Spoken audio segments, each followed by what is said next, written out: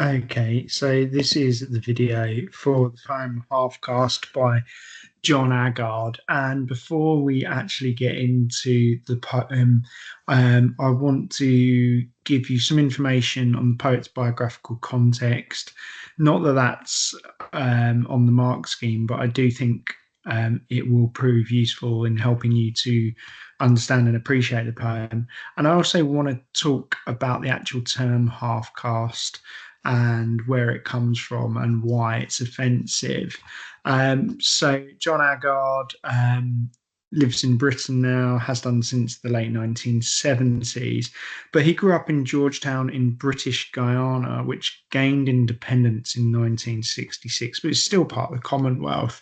Um, a common misunderstanding from students is that they talk about or write about how Aggard is from Ghana. We are not talking about Ghana in Africa. As you can see on the map there, Guyana, British Guyana, is in the north of South America. So you can see, oh, excuse me, that you've got Brazil beneath it and Venezuela actually sharing a border as well. Um, his father was black and his mother Portuguese. So although she was born in Guyana, so we're talking about a poet of a mixed race identity. And that's obviously going to become very significant when we get into the poem. And it's going to encourage us, I think, probably quite rightly, to interpret this poem as being an autobiographical one, i.e., the poet is the poetic voice, is the narrator. And um, the term half caste now, when I was at school, you would actually hear this term used. Wouldn't necessarily say that you heard it used a lot, but people were still using it at the turn of the millennium. Nowadays, I don't really hear it at all, and I think that's because it's considered to be quite offensive. And if we look into the roots of it, the etymology of it, where this phrase comes from, or not phrase, where this term, I should say, comes from, you'll see why. So, looking at this next slide, you can see caste here on the left. Um, it brings up in this first definition about classes in a Hindu society distinguished by relative degrees of ritual purity or pollution and of social status, and the dividing of society into castes. If you have any knowledge of India, you will have heard the term caste system.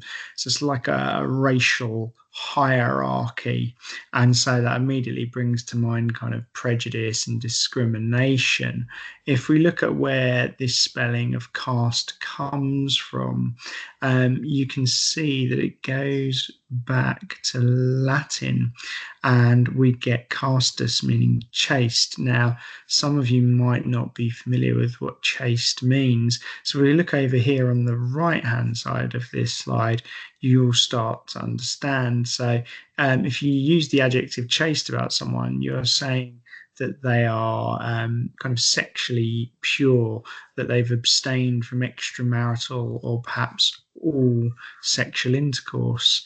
And I think the idea in this term half caste is to suggest that there's an impurity to someone who is mixed race, and that they're they have been corrupted by the mixing with another race, that there hasn't been that restraint, that there hasn't been that abstaining from sexual intercourse with different races, and therefore you're left with someone who's only half pure, and there's an implied sexual judgment that that was wrong, to do that mixing.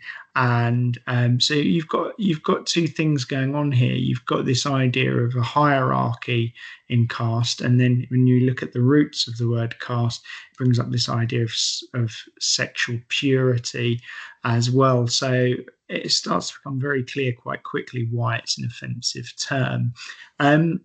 Some useful definitions that you'll need to understand. Creole.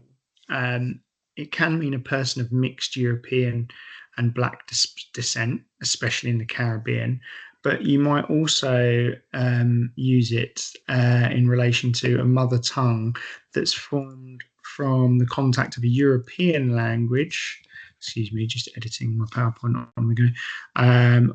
With local languages, especially African languages spoken by slaves in the West Indies. So it's when you get a language that's a mixture of those two influences. You will also hear me talk about dialect as well. That's a particular form of a language which is particular to a specific region or social group. So you might, giving you like the British context, you might talk about the Geordie dialect and perhaps words that they use in Newcastle that they don't use in other parts of the country, or the Cockney dialect.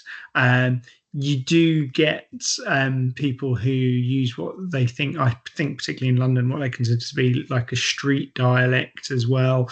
Or you get young people who use words that people of another age wouldn't use, and therefore they've got their own dialect. And then lastly, we've got this definition here, phonetic, relating to speech sounds. If you see phonetic spelling, you might think that the words are spelt incorrectly, but they have been spelt to reflect the way that the words actually sound. So, for example, people say gonna a lot, Gonna, instead of saying going to. So the phonetic spelling is gonna, but they mean going to. So that's just to give you an idea of what's meant by that term. Let's turn our attention to the poem.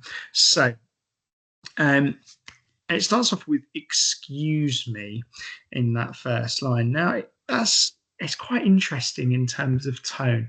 It's an imperative verb, a command.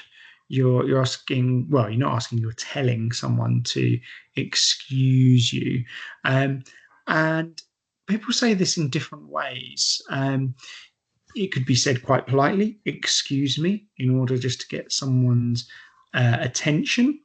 It could also be used in a more kind of aggressive fashion. You might have had a parent or a teacher reprimand you and say, "excuse me," as if in that imperative verb, there's an implicit judgment that you have done something wrong. So it's quite interesting. You could argue that the poetic voice of the narrator has been polite in getting the attention of the addressee, the person being spoken to. But you could also argue that there's already some kind of aggression or assertiveness in that imperative verb. Interestingly, in the second line, "standing on one leg." Now, here starts really a motif in the poem, which is this idea of only using half of things. So obviously, two legs. If you're standing on one leg, you're only using half of your legs, and it's playing on that idea, which is later on ridiculed, of being half a person. But I think it's also quite interesting in that if someone's standing on one leg, the imagery that is evoked there is of someone in a vulnerable position. And if you think that Agard is someone who has probably experienced quite a lot of racism in his life, I think there's this idea already being pushed that to be someone of mixed race identity can put you in a vulnerable position where you're susceptible to discrimination. And then lastly, in the final line of that first stanza, we get the very clear, explicit declaration of "I'm half caste." Interestingly, you've got "me" and "I'm" in the first stanza, so it becomes immediately clear that we have got first person narration. And that, I think, makes it a lot more personal. I spoke earlier about it being reasonable to think that this is an autobiographical poem. Into the second stanza, "explain yourself." Now, we can see that we're already getting phonetic spelling, and that's continued in "why you mean," "when you say half caste," and you can see it's used quite a lot. Now, I think in terms of why phonetic spelling is used, it's important to think that the poetic voice is trying to convey an authentic identity. They are showing the way that someone actually speaks. And I think they're perhaps trying to convey a Creole dialect where, yes, you have got English being spoken, but it's a modified version. It's not standard English. And by putting that into the poem, they are being unapologetically authentic about who they are and the way they speak. They're not modifying who they are. So there's pride, I think, shown in that. I think it's worth keeping in mind that explain yourself is also an imperative verb. Um, we tell people to explain themselves when they have done something wrong. So this idea of it, the poem having quite an accusatory, assertive, or aggressive tone, I think, is a very reasonable one to bring up in an essay. And they are seeking clarification on what's meant by this term half caste being used. So I think a key concept to think about in this poem is that the poetic voice is challenging, they're addressing and challenging people who use this term about them that they perceive, I think quite rightly, to be an insulting term.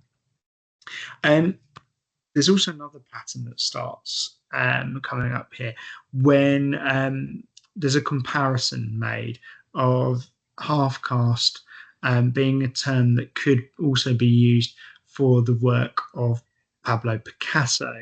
Uh, and this is very interesting, I think, because herein lies the challenge. The poetic voice is suggesting that there's linguistic inconsistency and unfairness in labeling them as a person negatively because they are a mixture of different races, when other things that are quite clearly a mixture of different components are viewed much more positively. We get Picasso, this really well known artist, mentioned, really revered and admired, but also very experimental. If you go to Google Images and look up some of Picasso's work, you'll see that it's quite unusual.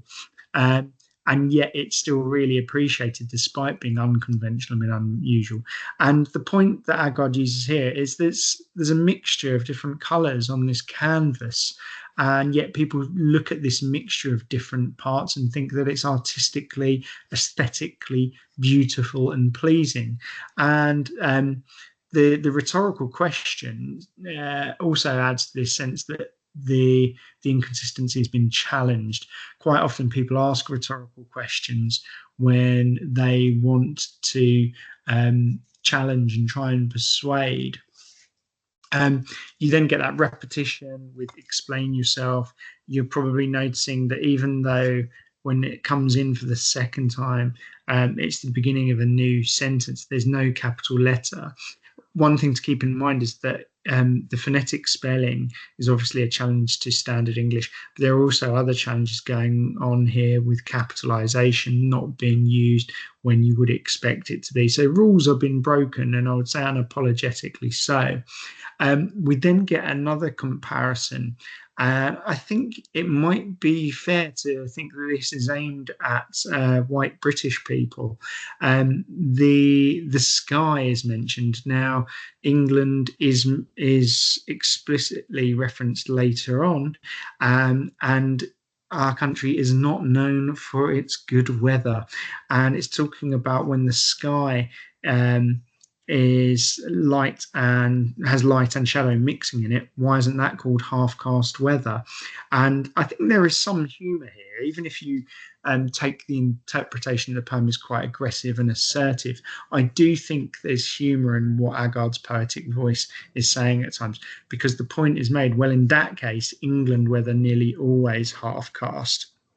And it's this point that a lot of the time in the sky in England, there's a mixture of black and white, yet no one uses the term half caste about that. So again, implicitly suggesting why is it therefore used about my racial identity? That's not fair. It's not consistent.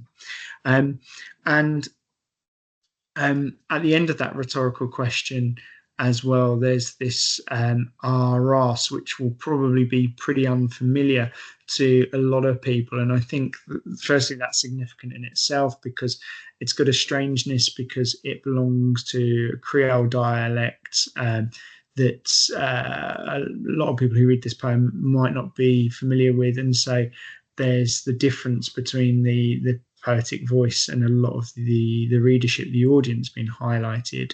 The consensus when you look online seems to suggest that it basically means my arse, or is a form of is a way of expressing being exasperated, fed up. I know that there are probably other theories. I'm not entirely confident that's completely accurate. Just because the internet has a consensus doesn't mean it's right. But I think the significant thing is it's very clearly a wording that belongs to a dialect that's unfamiliar to a lot of speakers of English, especially in terms of people who pride themselves on trying to use what they consider to be standard or proper English. We then again get the repetition of that imperative verb, explain yourself. So we've had that multiple times in this stanza. So it's really quite a key feature. And then Tchaikovsky is brought in. So it's quite similar to the Picasso comparison. However, this time it's music. And it's pretty explicit, this comparison as well, in terms of pointing out that the poetic voice, Agard is using the poetic voice to discuss race, because the piano is brought in, and the fact that piano has both black and white keys. And this point is made about why is that not spoken about in the same way, because different aspects of the piano combine to make something beautiful. And a symphony is mentioned, which is a combination of things, which is often admired and appreciated. So slightly different version of the same idea that was used with the Picasso comparison. Anyway, we move on to the next stanza. Again, repetition of that phrase, and explain yourself, what you mean, asking for clarification, challenging the behavior of people who label him half caste. And I think what we get here is there's a tactic, a strategy, if you will, runs through this stanza, which is to ridicule this idea of someone being half a person and to show how ridiculous it is. And the poetic voice claims to be listening with the keen half of their ear, looking with the keen half of their eye, offering half a hand when they go for a handshake, sleeping at night only half closing their eye. I think that's quite interesting because it also brings to mind, again, the idea of someone being vulnerable, if they're of a mixed race identity, vulnerable to prejudice, perhaps feeling quite threatened because of the discrimination they encounter. You might hear people talking about sleeping with one eye open as a way of expressing someone being vigilant and being alert and being preoccupied because they feel in danger. So I think that shouldn't be discounted either. And this idea of only dreaming half a dream, I guess, is the poetic voice suggesting that just because they are of a mixed race background, you shouldn't think that they don't have aspirations as well. And then it becomes quite strong, I think, with it says, I, half caste human being, cast half a shadow. That's also, I think, ridiculing this idea of being half a person, because that, I mean, it's just very clearly untrue and it's a ridiculous notion. It's absurd. So I think the poetic voice is pointing out the absurdity of viewing someone as half a person, and that's a concept that is repeatedly attacked in this final stanza. What I do like is that there is a real shift towards the end in terms of who the onus is on to change, who is going to be responsible for taking action going forward. Now, you get this part which says, but you. Now, you, although it's spelled phonetically, the YU has been used a lot in this poem, and we talk about that being direct address, two separate words, and we can also mention it being the second person personal pronoun. First person, I, me; second person, you; third person, he, she; or whatever the person's name is. But the second person is used here. I think the audience, and I have mentioned this earlier, the person that the poetic voice is addressing, Agard has in mind someone who uses the term half caste, and this is an attack on them to change their ways. And I say attack, maybe that's a bit harsh, because the closing of the poem, I think, actually shows some real maturity and being reasonable. But the onus, it says, but you must come back tomorrow. So the responsibility is with the person using this term to go away and to change. And it says, with the whole of you eye, the whole of you ear, and the whole of you mind. Now, I think the point that's been made there is the poetic voice is criticizing people who use this term for not basically using all of their senses. You need to use all of your eyes and look at the problem properly. You need to use all of your ears and to listen to me fully. And you need to be thinking deeply by using the whole of your mind. It suggests that this has not really been thought through. It's a very half-baked idea or term to call someone half-caste. It's not been thought through properly. And then the reasonable nature of the poetic voice, I think, really comes through at the end.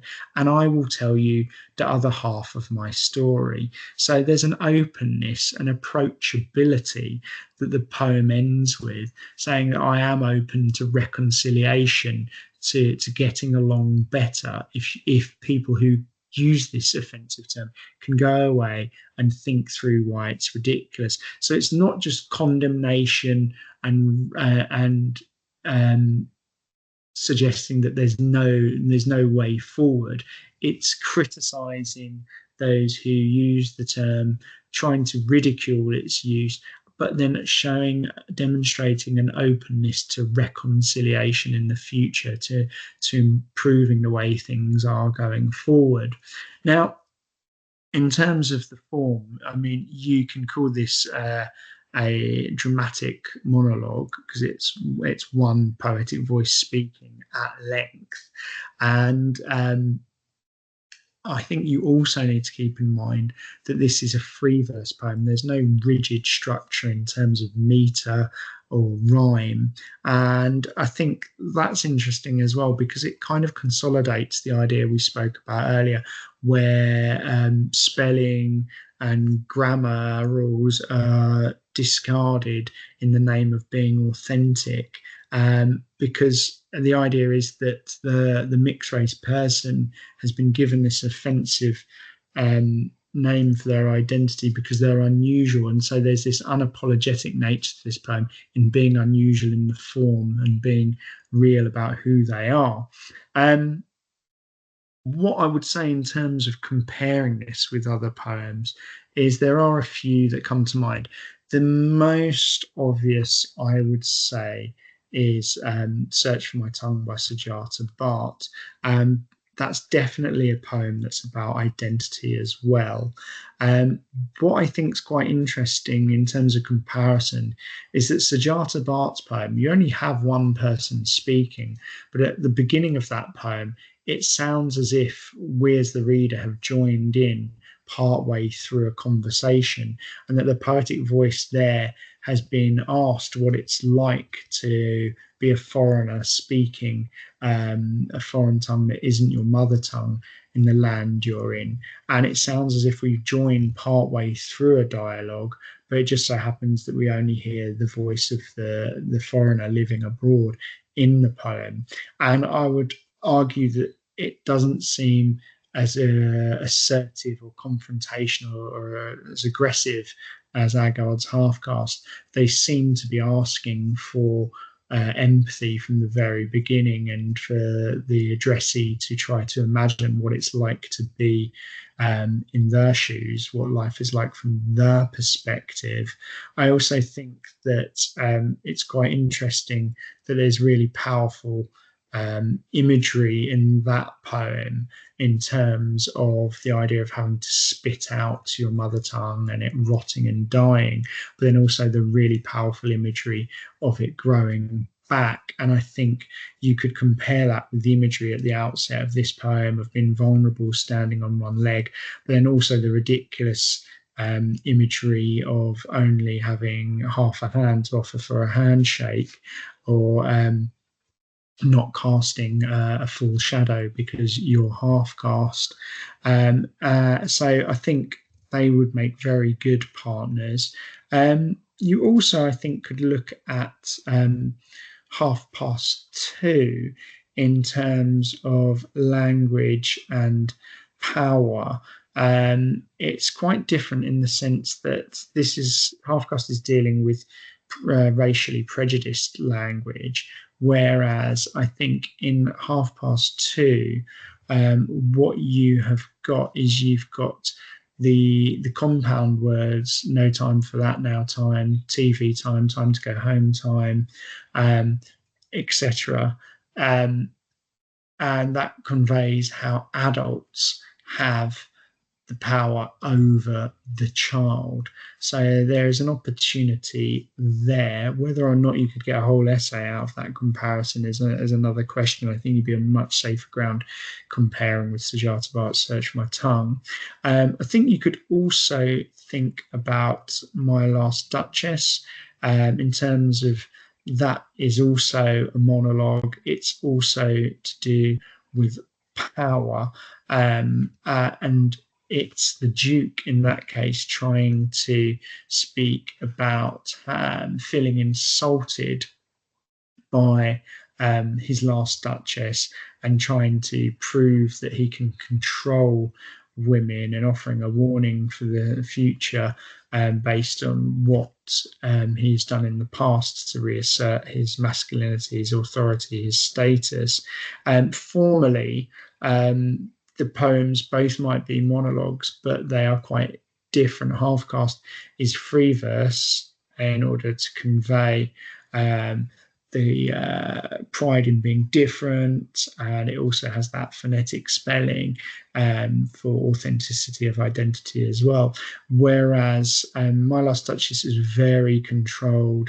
There's rhyme used. There is meter is used in a very controlled way as well, and it's very eloquently phrased in a way that's indicative of status and power, even if the poetic voice claims not to be a skilled speaker, which I think is them trying to be deceptive and to actually draw attention away from just how controlled and manipulative that monologue is. Lastly, in terms of identity, I would also say that you could compare possibly with poem at 39.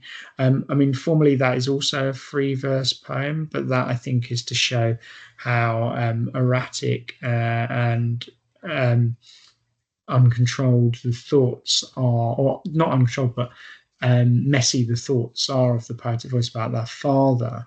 What's interesting in that poem is that the poetic voice reaches a realization about their identity, that their father lives on through them, and that they're actually very happy with how they were parented now that they're 39, even if they didn't realize it as a child. And they reach reconciliation with their memories about their father. They're able to process them and to realize that he was a good father after all.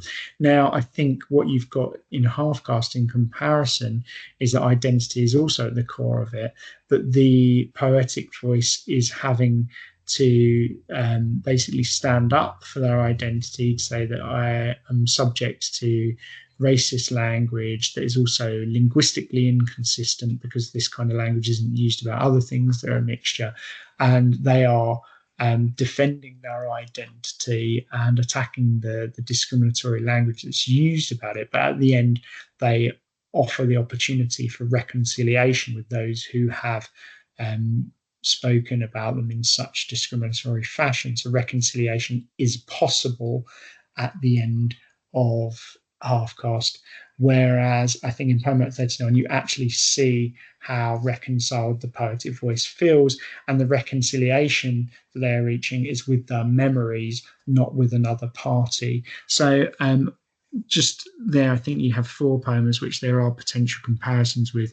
As I said, I think Search My Tongue, very strong comparative partner. My Last Duchess, there's certainly quite a bit there to compare. And Poem at 39, Half Past Two, would be a little bit apprehensive about.